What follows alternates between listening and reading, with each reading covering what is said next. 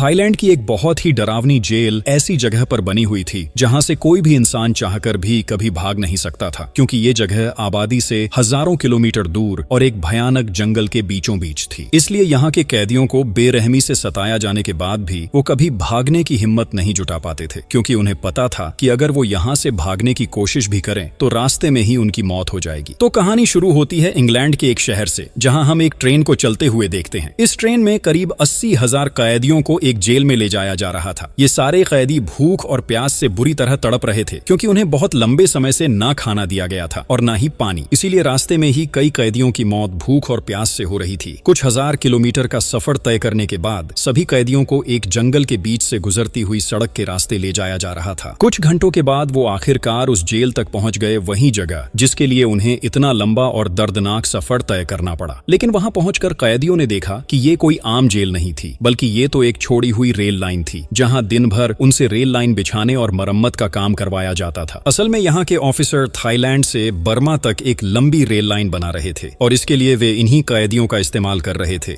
इस पूरी rail line की लंबाई करीब 400 किलोमीटर थी, लेकिन ये काम बिल्कुल भी आसान नहीं था, क्योंकि कैदियों को सुबह बहुत जल्दी उठाया जाता और सीधे इस काम में लगा दिया जाता। दिन भर मेहनत करने के बाद भी उन्हें कोई खाना नहीं दिया जाता। इसके अलावा अगर कोई काम करते करते थकर थोड़ी देर बैठ जाता तो ऑफिसर उस पर बेरहमी से अत्याचार करते। इस तरह दिन भर की इस कड़ी मेहनत में कई कैदी तो काम करते करते ही मर जाते थे, और भले ही वे भागना चाहें, यहाँ से किसी भी तरह भागना नामुमकिन था, क्योंकि यह जेल इतनी दूर थी कि यहाँ से भागने का कोई रास्ता ही मौजूद नहीं था। तो यहाँ पहुंचकर ये सब देखकर कैदी बहुत ज्यादा डर जाते हैं। अब हम कई सालों बाद की घटना देखते हैं। समय 1980 का है। यहाँ हम एक वेटरन्स क्लब देखते हैं, जहाँ कई मेडल और ट्रॉफी दिखाई दे रही थी। वेटरन्स क्लब वास्तव में ऐसा क्लब होता है जो पूर्व आर्मी सोल्जर्स के लिए बनाया जाता है। ये वे लोग होते हैं जिन्होंने कभी देश के लिए युद्ध किया था, लेकिन अब वे रिटायर हैं। यानी इस क्लब के जितने भी मेंबर हैं वे सभी एक समय में युद्ध कर चुके थे। यहाँ हम एरिक नाम के एक आदमी को देखते हैं। वह भी एक पूर्व सोल्जर था और अब इस क्लब का मेंबर है। लेकिन एरिक बाकी सोल्जर्स से थोड़ा अलग था, क्योंकि वह लगभग रोज इस क्लब आता और एक पेपर में एक खास ट्रेन का टाइम टेबल देखता। हालांकि एरिक का यह रोज का काम देखकर सभी हैरान होते थे, लेकिन कोई समझ नहीं पाता था कि एरिक ऐसा क्यों करता है। कई लोग सोचते थे कि शायद एरिक के दिमाग में कुछ समस्या हो गई है, लेकिन एरिक पर इससे कोई असर नहीं पड़ता था।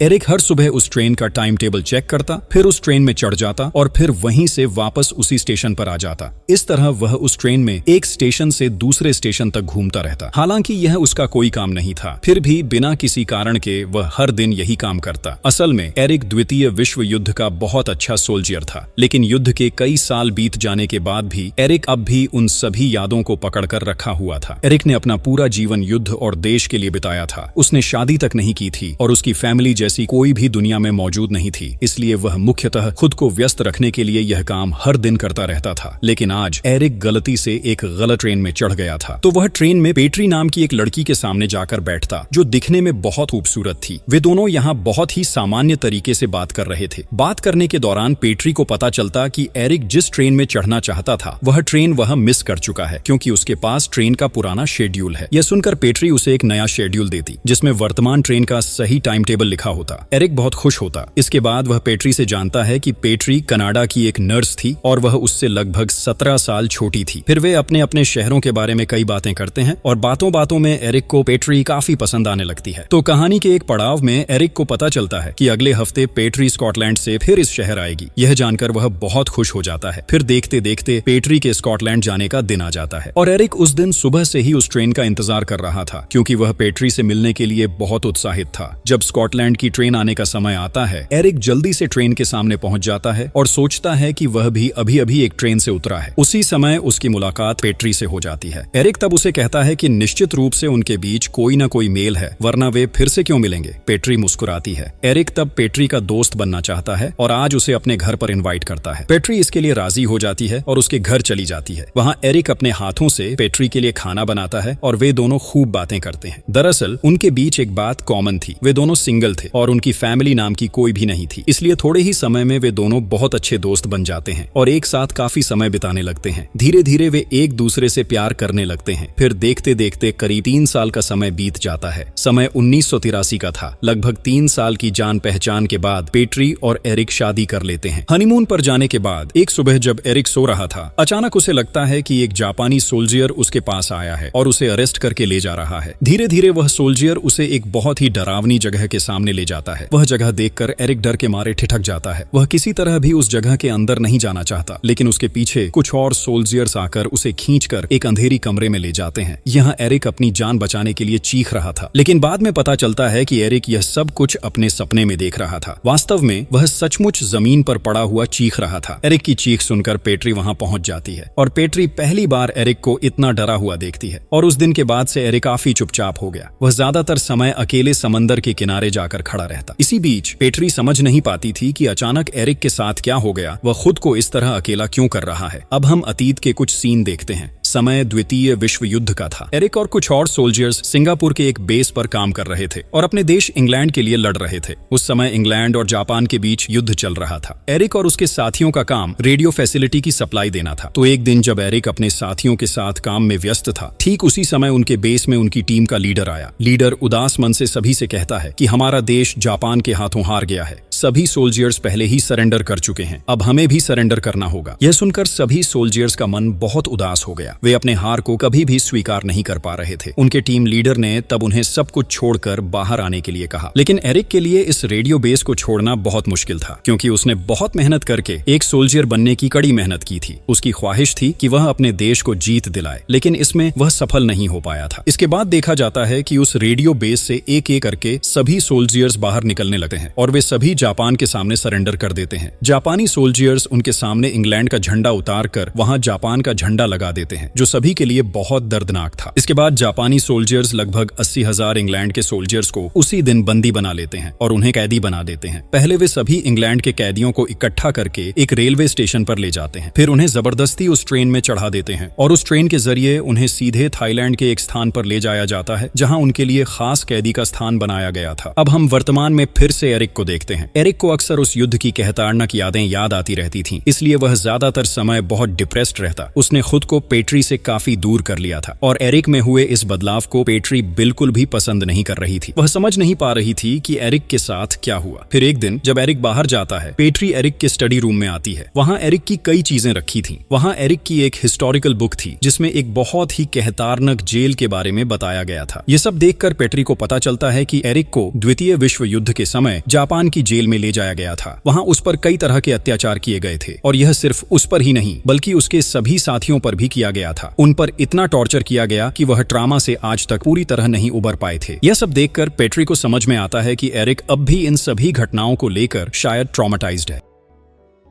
अगले दिन पेट्री के घर एक टैक्स ऑफिसर आता है। वह उन्हें एक बिल का कागज देने आया था, लेकिन जब एरिक उसे देखता है तो अचानक उसके हॉलुसिनेशन शुरू हो जाते हैं। वह उस टैक्स ऑफिसर को जापानी सोल्जर समझने लगता है और एक कट्टर लेकर उस ऑफिसर पर हमला करने वाला था। पेट्री बहुत कोशिश करने के बावजूद उसे रोक नहीं पा रही थी। इसके चलते उस दिन एरिक को अरेस्ट कर लिया गया, लेकिन बाद में उसकी मानसिक स्थिति को ध्यान में रखते हुए उसे छोड़ दिया गया। असल में एरिक दिन ब दिन अपना मानसिक संतुलन खोता जा रहा था और इस कारण पेट्री बहुत चिंता में पड़ गई। एक दिन एरिक फिर बिना कुछ कहे अकेले समंदर के किनारे चला आता है। पेट्री बार बार पीछे से उससे पूछती रहती है कि आखिर उसके साथ क्या हुआ है, वह ऐसा क्यों कर रहा है, लेकिन एरिक उसे एक शब्द भी नहीं बोलता। उस दिन पेट्री कोई और तरीका न देखकर सीधे फिल्ली नाम के एक आदमी के पास चली जाती है और यह फिल्ली एरिक का दोस्त था। द्वितीय विश्व युद्ध के समय वे दोनों सोल्जर्स थे। पेट्री रोते रोते फिल्ली से कहती है कि एरिक धीरे धीरे अपना मानसिक संतुलन खो रहा है। उसने उससे बार बार खुलकर बात करने की कोशिश की, लेकिन एरिक अपने साथ कोई भी बात साझा नहीं कर रहा। इसलिए वह आज फिल्ली के पास आई है, यह जानने के लिए कि उसके पति के जीवन में ऐसा क्या हुआ कि वह इस तरह बदल रहा है। लेकिन फिल्ली उससे कहता है कि चूंकि एरिक तुम्हें कुछ नहीं बता रहा, तो इसका मतलब यह है कि मुझे भी कहना ठीक नहीं होगा। एरिक शायद सब कुछ बताकर तुम्हें दुख नहीं देना चाहता, तो मैं ऐसा कैसे कर सकती हूँ। लेकिन पेट्री तब रोते रोते उससे विनती करती है और कहती है कि अगर अब वह सब कुछ नहीं जानेगी तो शायद वह अपने पति को समझ नहीं पाएगी। इस तरह शायद उसका पति भी उसे भूल जाएगा। इसलिए एरिक को ठीक करने के लिए भी उसे सब कुछ जानना होगा। ये सब सुनकर फिल्ली तब उसे सब कुछ बताने के लिए राजी हो जाता है। अब घटना फिर से अतीत में चली जाती है। उस दिन सरेंडर के बाद उन्हें जिस ट्रेन में चढ़ाया गया था उसी ट्रेन से उन्हें सीधे थाईलैंड ले जाया गया। वहां पहुंचते पहुंचते पूरी रात हो चुकी थी। हर सोल्जियर ट्रेन के अंदर बहुत ही डर और दहशत की स्थिति में था। उन्हें बहुत भूख और प्यास लगी थी, क्योंकि पूरे दिन उन्हें खाना तो दूर की बात, एक बूंद पानी तक नहीं दिया गया था। इसलिए हर सोल्जियर बहुत कमजोर हो चुका था। लेकिन इससे जापानी सोल्जियर्स को कोई फर्क नहीं पड़ता था। वे 80,000 सोल्जियर्स को लेकर उन्हें पैदल जंगल के बीच से ले जा रहे थे, क्योंकि उसी जंगल के बीच में जापानी का प्रिजन कैंप था। तो एरिक और उसके साथी जंगल के रास्ते काफी दूरी तय करने के बाद एक जगह रुकते हैं और वहां वे और भी कई इंग्लैंड के सोल्जियर्स को देखते हैं जिन्हें पहले पकड़ लिया गया था। ये सभी आधी रात के बावजूद यहाँ रेल लाइन ठीक करने का काम कर रहे थे। अब उन्हें मजदूर की तरह काम कराया जा रहा था। यहाँ पहुंचते ही सभी सोल्जर्स को एहसास हो जाता है कि इस जगह पर सोल्जर्स को दिन भर काम करवाया जाता है, सुबह से लेकर रात तक 24 घंटे लगातार, और उन्हें ठीक से खाना पानी भी नहीं दिया जाता। यहाँ के हर सोल्जियर इतने कमजोर हो चुके थे कि वे ठीक से काम भी नहीं कर पा रहे थे और कई लोग अपनी आंखों के सामने ही थक हार कर मर जाते थे। इतना खतरनाक दृश्य देखकर एरिक को बहुत दुख होता है। अगले दिन सुबह जब वे उस कैदी कैंप में पहुंचते हैं तो जापानी सोल्जर एरिक समेत कुछ और सोल्जर्स को चुनते हैं। फिर उन्हें एक लाइन में खड़ा करके बताते हैं कि अब उन्हें यहाँ की रेल लाइन के काम के लिए चुना गया है। उनमें से एरिक और फिनली इंजीनियर थे, जिन्हें मशीनों और इंजनों के बारे में अच्छी इंफॉर्मेशन थी। इसलिए किस्मत से उन्हें कैंप के अंदर ही काम दिया गया, जहाँ उनका काम था खराब इंजनों को ठीक करना। उस रात जब सभी कैदी कैंप में एक साथ बैठे बातें कर रहे थे तो उनमें से एक कैदी कहता है, मुझे तो नहीं लगता कि ये लोग हमें इतनी आसानी से छोड़ देंगे। अगर हम इनके कहे अनुसार काम करते रहे तो वैसे ही मर जाएंगे, इसलिए जितनी जल्दी हो सके हमें यहाँ से भागना होगा। यह सब सुनकर एरिक यहाँ उन्हें बताता है कि जब उन्हें ट्रेन से थाईलैंड लाया जा रहा था उस समय उसने पूरे रास्ते का एक मैप तैयार किया था ताकि बाद में उसे ये रास्ते याद रहें। लेकिन मैप बनाते समय उसने समझा कि इंग्लैंड से उनका यह प्रिजन कैंप कितना दूर है, इसलिए अगर वे किसी तरह कैंप से भाग भी जाएं तो इंग्लैंड अभी भी बहुत दूर होगा और वहां पहुंचते पहुंचते वे फिर से पकड़ लिए जाएंगे। इसके अलावा उस समय इंग्लैंड और जर्मनी के बीच युद्ध चल रहा था। अगर वे किसी तरह इंग्लैंड पहुंच भी जाए और इंग्लैंड जर्मनी के हाथों हार जाए तो उन्हें फिर से पकड़ लिया जाएगा, तब उनकी सारी मेहनत व्यर्थ हो जाएगी। इसलिए जब तक इंग्लैंड उनके देश के लोगों के कब्जे में नहीं आता तब तक अपने देश लौटना भी एक व्यर्थ काम है। अब एरिक यहाँ सभी को और भी बताता है कि उसने पूरे मैप का कैलकुलेशन करके समझ लिया है कि यह जेल थाईलैंड के किसी बहुत ही दूरस्थ और खाली स्थान पर स्थित है और यहाँ जो रेल लाइन बनाई जा रही है उसकी लंबाई 415 किलोमीटर है, जो थाईलैंड से सीधे बर्मा तक जाती है। यह रेल लाइन कभी ब्रिटिशों ने बनवाने की कोशिश की थी। उन्होंने काम भी शुरू किया था, लेकिन बीच में ही इसे रोक दिया क्योंकि उन्हें पता चला कि यह काम बहुत ही जोखिम भरा है, इससे कई लोगों की जान जा सकती थी। इसका मुख्य कारण यह था कि पूरी रेल लाइन को पहाड़ों की मुश्किल राहों पर बनाया जाना था और वहां काम करते समय किसी भी आदमी की मौत हो सकती थी। यह बात पक्की थी, इसलिए भले ही ब्रिटिशों ने काम बंद कर दिया था, अब जापानी लोग मौका देखकर वही काम करवाना चाहते थे, कैदियों की जान की परवाह किए बिना। जितने लोग मरेंगे उनके लिए किसी को कोई फर्क नहीं पड़ता था। इन सब पर बातचीत करने के बाद फिल्ली ने कहा कि अब जल्दबाजी में कोई फैसला नहीं लिया जा सकता, उन्हें शांत दिमाग से यहाँ से भागने की पूरी प्लान बनानी होगी। फिल्ली ने फिर एरिक से कहा कि आसपास पड़े खाली सामान से एक रेडियो बना दे, क्योंकि रेडियो अब उनके पास सिर्फ जरिया था जिसके जरिए से वे अपने देश की खबरें पा सकते थे और हालात के अनुसार फैसला ले सकते थे कि भागने के लिए कब और क्या करना होगा। सभी ने फिल्ली की बात से सहमति दी और एरिक भी रेडियो बनाने के लिए राजी हो गया, क्योंकि उस काम में उसकी खास इन्फॉर्मेशन थी। अगले दिन सुबह एरिक रेडियो बनाने के काम में जुट जाता है। रेडियो बनाने के लिए जो भी सामान चाहिए वह एरिक धीरे धीरे जापानी सैनिकों की विभिन्न गाड़ियों, उपकरणों और आसपास पड़े खाली सामान से चोरी छिपे इकट्ठा करता था। उसके साथी भी उसे अलग अलग चीजें इकट्ठा करने में मदद कर रहे थे। बहुत ही कम समय में एरिक सारे डिवाइस तैयार कर देता है और सभी की मेहनत के बाद वे एक रेडियो बना पाते हैं। रेडियो तो किसी तरह वे बना ही लेते हैं, लेकिन अब उन्हें सिग्नल पकड़ना था, जो कि पाना बहुत ही मुश्किल काम था। इसके बाद एरिक और उसके साथियों को रेल लाइन के काम पर भेजा जाता है, जहां कई कैदी कठिन परिश्रम कर रहे थे। वहां पहुंचते ही एरिक की नजर मायर नाम के एक आदमी पर पड़ती है। मायर बहुत ही थका और भूखा लग रहा था। एरिक तब उसके पास जाकर बात करने की कोशिश करता है, लेकिन मायर इतनी ज्यादा थकान में था कि उसके पास बोलने की ताकत भी नहीं थी। फिर भी टॉर्चर के डर से वह काम करता रहता था। एरिक के पास भी मायर की मदद करने का कोई तरीका नहीं था, इसलिए वह सिर्फ उसे सांत्वना देकर वापस आ जाता है। रात के समय जब सभी सो जाते हैं, एरिक उस दिन रेल लाइन पर घूम घूम कर देखे गए रास्तों को अपने मैप में ड्रॉ करता है। इसी बीच वह इस मैप को एक बांस की पाइप के अंदर रख देता है ताकि यह किसी भी हाल में जापानी सैनिकों के हाथ न लगे। जब सोल्जर्स अपने काम में व्यस्त होते तब एरिक, फिल्ली और उनके साथी छिप छिपाकर रेडियो पर सिग्नल पकड़ने की कोशिश करते और आज भी वे यही कर रहे थे। वे वहां छुपकर किसी गाड़ी की बैटरी का इस्तेमाल कर रहे थे। शुरुआत में रेडियो पर सिग्नल बिल्कुल बिल्कुल नहीं आ रहा था। लेकिन एरिक और फिल्ली की कई कोशिशों के बाद आखिरकार उन्हें रेडियो पर सिग्नल पकड़ने में सफलता मिलती है। इससे दोनों बहुत खुश हो जाते हैं। फिर रेडियो पर एक इंग्लिश चैनल चालू होता है जिसमें कहा जा रहा था कि अमेरिका भी अब युद्ध में उतर आया है और इंग्लैंड के पक्ष में खड़ा है। इससे संभावना है कि इंग्लैंड फिर से अपने नियंत्रण में लौट आए। ये खबर सुनकर एरिक और फिल्ली बहुत खुश हो जाते हैं। उनके मन में उम्मीद की एक किरण जाग उठती है, क्योंकि अब उन्हें सिर्फ इंतजार करना है और इस भयानक कैद खाने में बचे रहना है, और ऐसा करके वे एक दिन निश्चित ही इस जगह से आजादी पाएंगे।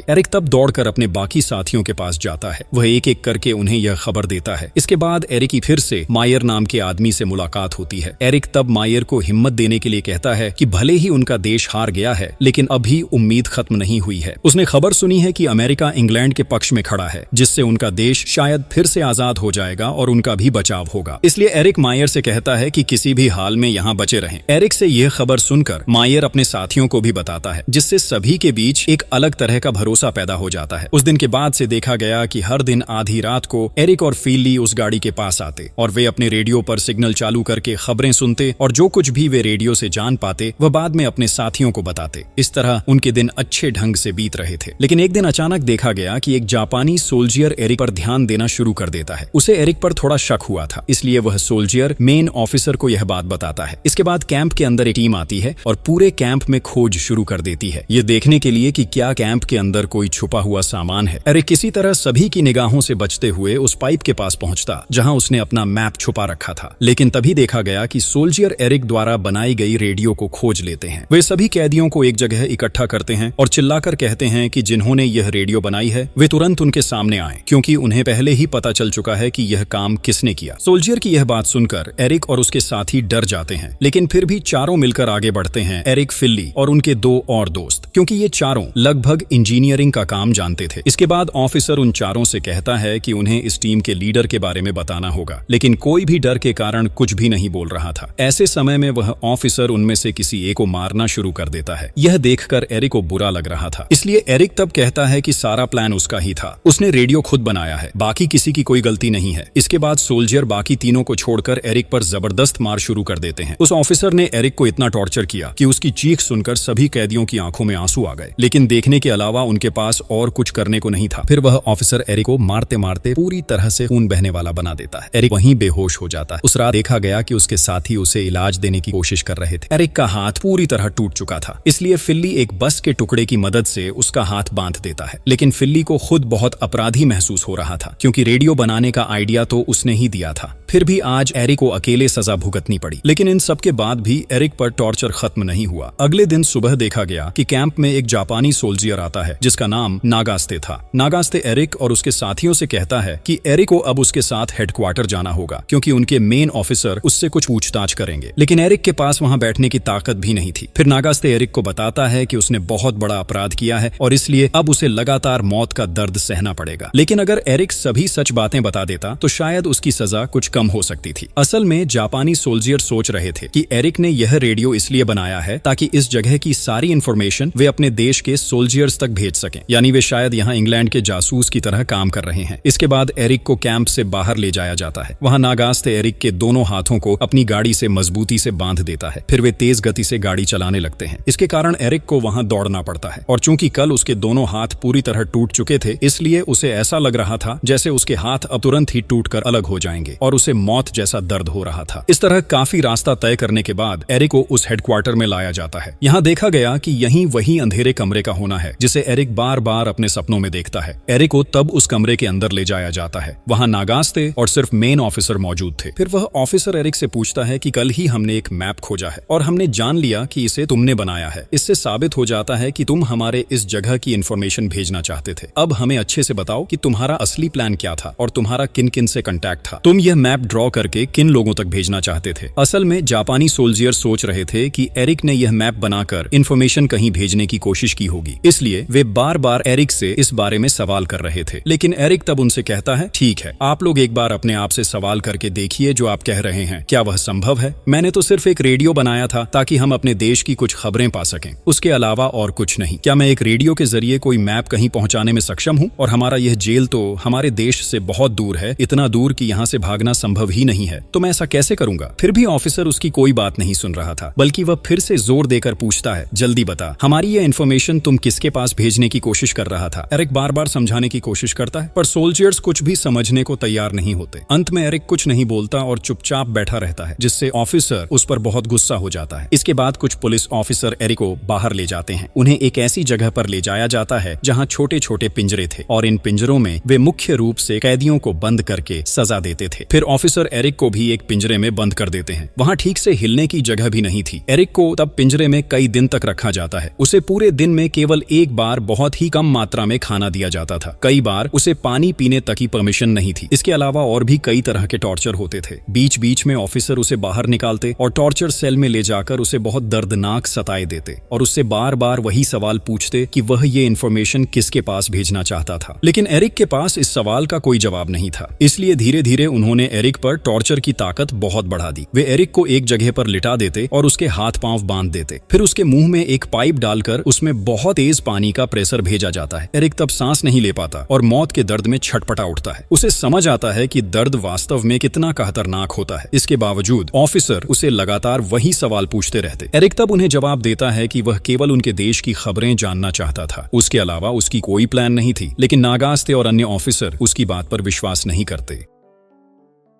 दूसरी ओर फिल्ली एरिक के लौटने का इंतजार कर रही थी, क्योंकि एरिक को ले जाने के 2 हफ्ते बीत चुके थे, लेकिन अब तक उसे एरिक का कोई पता नहीं चला। इसलिए फिल्ली और उसके साथी एरिक के लिए बहुत चिंतित थे। इस बीच एरिक को पूरे दिन उसी पिंजरे में रखा जाता था। तेज धूप और गर्मी में उसका शरीर पूरी तरह जलता था और रात में उसे बंद रखा जाता था एक खतरनाक अंधेरे कमरे में। धीरे धीरे भूख, दर्द, टॉर्चर सबके प्रभाव में एरिक जैसे अपनी जिंदा रहने की आशा छोड़ देता है और वह हर पल मौत की घड़ियां गिनने लगता है। लेकिन एक दिन जब वह उस बांस के पिंजरे में बंद था, तभी उसने आसमान की ओर देखा और देखा कि आसमान से सैकड़ों पैराशूट नीचे उतर रहे हैं। इससे एरिक के अंदर आशा की किरण जाग उठी, क्योंकि ये पैराशूट मुख्य रूप से ब्रिटिश सोल्जर्स के थे। वे किसी न किसी तरह इस जगह के बारे में जान चुके थे, इसलिए वे पूरी तैयारी के साथ कैदियों को बचाने आए थे। ब्रिटिश सोल्जर तब तुरंत ही जापानी सोल्जर के पूरे कैंप पर कब्जा कर लेते हैं। वे चारों ओर से सभी को घेर लेते हैं और तुरंत ही उन्हें अपने कब्जे में लेकर बैंकॉक चले आते हैं। फिर ब्रिटिश सोल्जर उन जापानी सोल्जर को भी बंदी बना लेते हैं, क्योंकि उन्होंने कैदियों पर जो भी जुल्म किए थे वह एक बड़ा अपराध था। एक ब्रिटिश सोल्जर तब उन सभी जापानी सोल्जर से कहता है कि तुमने हमारे ब्रिटिश सोल्जर पर जितने बेरहमी से जुल्म किए हैं उसकी सजा तुम्हें भुगतनी होगी। तुम्हारा फैसला बैंकॉक में होगा। इसके बाद सभी जापानी सोल्जर को बैंकॉक भेजा दिया जाता है। अब हम वर्तमान समय में फिर से फिल्ली को देखते हैं, जो ये सारी घटनाएं एरिक की पत्नी को बयां कर रहा है। एरिक पर किए गए ऐसे निर्मम जुल्म की खबर सुनकर पेट्री बहुत दुखी हो जाती है। वह कभी सोच भी नहीं सकती थी कि एरिक इतनी गहरी ट्रॉमा में है। फिनली तब पेट्री से कहता है, असल में उस समय हम पर जो टॉर्चर हुआ था उसे जिन्होंने अपनी आंखों से देखा है वे कभी भी दिल से उन यादों को मिटा नहीं सकते। आजाद होने के बाद हम सब ने बहुत कोशिश की थी कि किसी तरह उन यादों को भुला सकें, लेकिन यकीन मानो बहुत कोशिश करने के बाद भी हम उन्हें भूल नहीं पाए। आज भी हर रात हम डर के मारे उठ जाते हैं। बहुत से डॉक्टर से भी इलाज कराया, लेकिन कोई फायदा नहीं हुआ। शायद एरिक के साथ भी यही हो रहा है, और हो सकता है कि एरिक किसी भी तरह से तुम्हें कष्ट नहीं देना चाहता, इसलिए उसने तुम्हें कुछ नहीं बताया। ये सब बातें सुनकर पेट्री की आंखों से आंसू बहने लगते हैं। पेट्री फिर तेजी से अपने घर लौट आती है और वह एरिक से बहुत ही अच्छे तरीके से बात करने की कोशिश करती है। वह उसे खुश करने के लिए अपनी पूरी कोशिश करती रहती है। वहाँ वह एरिक के पसंदीदा म्यूजिक को चलाकर उसके साथ डांस कर रही होती है, लेकिन तभी म्यूजिक बदलकर एक पुराना गाना बजने लगता है, जिसे सुनकर एरिक पूरी तरह बेचैन हो जाता है। वह तुरंत म्यूजिक बंद करता है और वहाँ से चला जाता है। पेट्री समझ नहीं पा रही थी कि वह एरिक को कैसे फिर से सामान्य बना पाए। बहुत कोशिश करने के बाद भी वह हर बार नाकाम हो रही थी। एक दिन शाम को जब एरिक अपने काम में व्यस्त था, तभी वहाँ फिनली आता है। फिनली एरिक को एक फोटो दिखाता है जिसमें नागास्टी नाम के उसी सोल्जर की तस्वीर होती है, वही सिपाही जिसने उन पर टॉर्चर किया था। फिनली तब एरिक से कहता है कि नागास्टी अभी भी जिंदा है और वह अब थाईलैंड के उसी स्थान पर है जहाँ कभी उन्हें बंदी बनाकर रखा गया था। नागास्टी अब वहाँ एक टूरिस्ट गाइड के रूप में काम कर रहा है, इसलिए फिनली चाहता था कि एरिक नागास्टी से बदला ले। ऐसा करने से शायद एरिक को कुछ सुकून मिल जाए। इतने सालों से वह जो तकलीफ अपने भीतर लेकर कर जी रहा है वो शायद थोड़ी कम हो सके। एरिक के मन में भी यही इच्छा थी कि नागास्टी के साथ वही करे जो उसने उसके साथ किया था, लेकिन एरिक यहाँ फिनली से कहता है कि उसे पहले से ही पता है कि नागास्टी अब भी जिंदा है। फिर भी उसमें बदला लेने की हिम्मत नहीं हुई, क्योंकि उसने जाना था कि नागास्टी का अब एक फैमिली है जिसमें उसकी पत्नी और बच्चे हैं, इसीलिए वह उनके बारे में सोचकर सब कुछ भूल जाना चाहता है। लेकिन फिनली तब उसे समझाते हुए कहता है, क्या तुम सब कुछ भूल गए हो एरिक? क्या तुम भूल गए कि उन्होंने हमारे साथ क्या अत्याचार किया था? क्या उन्होंने कभी हमारे फैमिली के बारे में सोचा था? क्या तुम्हें याद है उन्होंने ही हमसे कहा था अगर तुम सच में मर्द हो तो जाकर सुसाइड कर लो, क्योंकि उन्होंने कहा था कि हम यहाँ जिस तरह से बेइज्जती और लांछन झेल चुके हैं उन यादों के साथ कोई भी मर्द जिंदा नहीं रह सकता। लेकिन तब हमने जापानी सोल्जर्स से सिर्फ एक ही बात कही थी, एक सच्चा मर्द अपनी जिंदगी में चाहे जो कुछ भी सह ले लेकिन कभी हार मानकर सुसाइड नहीं करता, वह अपने आप से लड़ता है और जिंदा रहता है और आखिर में अपना बदला लेता है। इसलिए अब एरिक के लिए बदला लेना ही सबसे ज्यादा समझदारी भरा कदम होगा। उसे इस बार किसी भी हालत में पीछे नहीं हटना चाहिए। इन सब बातें कहते हुए फिनली काफी इमोशनल हो जाता है, उसे जैसे वो अतीत की सारी घटनाएं अपनी आंखों के सामने दिख रही हों। सच तो यह है कि एरिक की तरह फिनली भी बहुत ट्रॉमेटाइज्ड था, उसकी मानसिक स्थिति भी बिल्कुल ठीक नहीं थी, वह भी अपने आप से लड़ते हुए जिंदा है। फिनली तब एरिक से रिक्वेस्ट करता है कि वह जरूर उनके साथ हुए अन्याय का बदला ले। इसके बाद वह एरिक से विदा लेता है, लेकिन आज फिनली की विदा लेने का तरीका एरिक को कुछ अलग सा महसूस हुआ। फिर फिनली एरिक की फैमिली यानी पत्नी पेत्री से कहता है कि पेत्री हमेशा एरिक के साथ रहे, उसे कभी भी एरिक को छोड़ना नहीं चाहिए, क्योंकि एरिक ने अपने जीवन में बहुत दुख सहा है। इसके बाद फिनली पेत्री से भी विदा लेकर चला जाता है। इसके बाद फिनली अपने शहर से बहुत दूर एक पुल के पास पहुंचता है और वहीं जाकर वह खुद अपनी जिंदगी खत्म कर लेता है, क्योंकि उन भयानक यादों के साथ जिंदा रहना उसके लिए बहुत दर्दनाक था। वह असल में खुद को बहुत पहले ही खत्म करना चाहता था, लेकिन वह चाहता था कि मरने से पहले जिस व्यक्ति ने उन पर अन्याय किया था वह अपनी सजा देख ले। इसीलिए इतने सालों बाद जब उसे नागास्ती का पता चला तो वह एरिक को जाकर ये सब बता देता है, ताकि एरिक जरूर उसका बदला ले सके, क्योंकि एरिक एक बहुत ही बहादुर सोल्जर था और अगर वह चाहे तो बदला जरूर ले सकता था। फिनली को अच्छी तरह पता था कि एरिक जरूर अपना वादा निभाएगा, इसीलिए उसने आज एरिक से हमेशा के लिए विदा ली और खुद को खत्म कर उस दर्द से आजादी दे दी। जब फिनली की मौत की खबर एरिक के पास पहुंची तो वह बहुत दुखी हुआ, जैसे पूरी तरह टूट सा गया, लेकिन उसने अब कायम कर लिया कि वह फिनली की इच्छा जरूर पूरी करेगा। वह नागास्ती को उसकी काबिल सजा देगा, इसलिए उसने थाईलैंड जाने की सारी तैयारी कर ली, क्योंकि नागास्ती अब वहीं है। एरिक ने समय बर्बाद न करते हुए तुरंत थाईलैंड की तरफ रवाना हो गया। वह उसी ट्रेन में जा रहा था जो उसी रास्ते से गुजरती थी जिसे उन्हीं लोगों ने बनाया था, और इस चलते एरिक के अतीत के वह खतरनाक लम्हे फिर से उसकी यादों में ताजा हो उठे कि उस वक्त कितने सोल्जरों को कितनी क्रूर दर्द सहनी पड़ी थी। बहुत सा रास्ता तय करने के बाद एरिक थाईलैंड पहुंचता है। वह सीधे उसी प्रिजन कैंप में जाता है जहां उन्हें रखा गया था, लेकिन अब वह जगह पहले जैसी नहीं थी, बल्कि यह अब एक बड़े म्यूजियम में बदल चुकी थी। वहां यह दर्शाया गया था कि युद्ध के समय यहाँ कैदियों पर कैसे टॉर्चर किए गए थे। यहाँ तक कि रेल लाइन बनाने वाले वर्कर्स की मूर्तियां भी थीं, यानी जापानी सोल्जरों द्वारा किए गए सभी दर्दनाक टॉर्चर यहाँ बहुत खूबसूरती से प्रस्तुत किए गए थे। ये देखकर एरिक को थोड़ी खुशी हुई, क्योंकि इसके माध्यम से दुनिया के लोग उन दर्दनाक टॉर्चर के बारे में जान पाएंगे।